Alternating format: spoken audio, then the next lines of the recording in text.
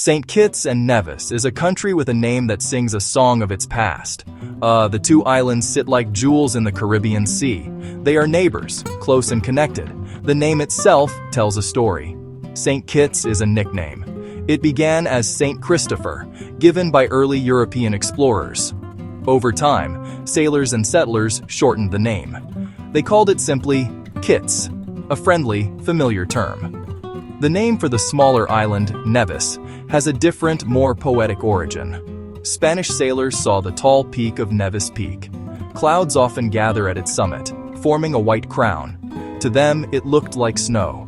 They called the island Nuestra Señora de las Nieves, Our Lady of the Snows.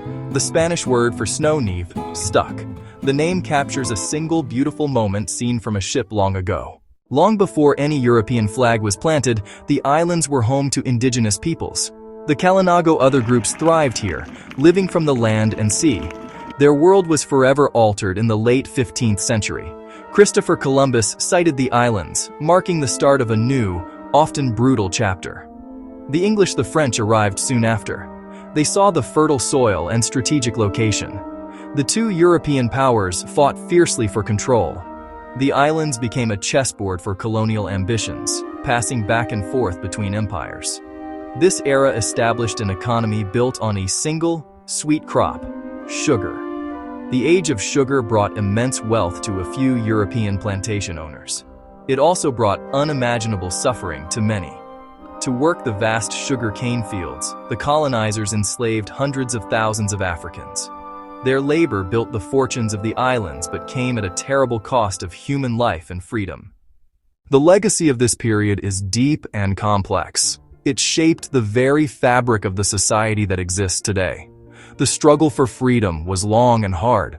Slavery was abolished in the British Empire in 1834, but the journey toward true self-determination was just beginning for the people of St. Kitts and Nevis. The path from emancipation to full independence was a slow, deliberate march. Over the next century and a half, the people of the islands worked to build a new society from the ashes of the old.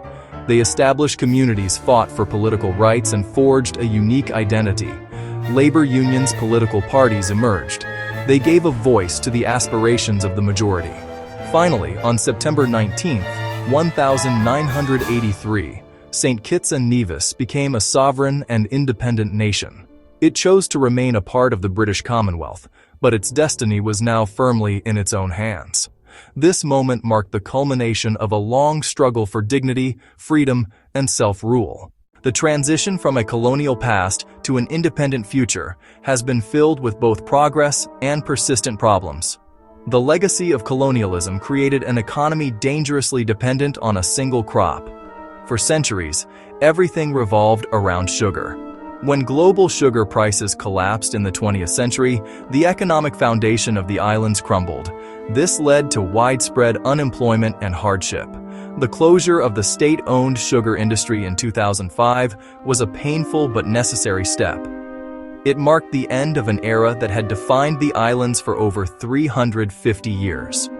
The challenge then became building a new, more diverse and resilient economy from the ground up. This shift has been a central struggle for modern St. Kitts and Nevis. Today, the country faces a complex array of modern challenges. The economy has pivoted heavily toward tourism. Visitors are drawn by pristine beaches, lush rainforests, rich historical sites. This has created jobs and brought in vital foreign currency. However, tourism is notoriously fickle.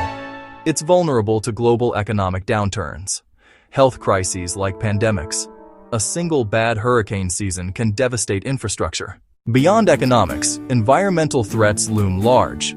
As a small island developing state, St. Kitts and Nevis is on the front lines of climate change. Rising sea levels threaten to erode coastlines, damaging homes, roads, and critical tourism infrastructure. The increasing frequency and intensity of hurricanes pose a constant danger. These storms can wipe out agricultural production, destroy buildings, protecting the nation's fragile ecosystems. Coral reefs, mountain rainforest, is an economic and social imperative. The country must invest in climate-resilient infrastructure and sustainable practices, a costly endeavor for a small nation. Social issues also present significant hurdles. St. Kitts and Nevis grapples with brain drain. Many young people leave to seek opportunities in North America, Europe. This outflow can hinder local development and innovation. The nation must continually invest in healthcare and education to ensure quality of life.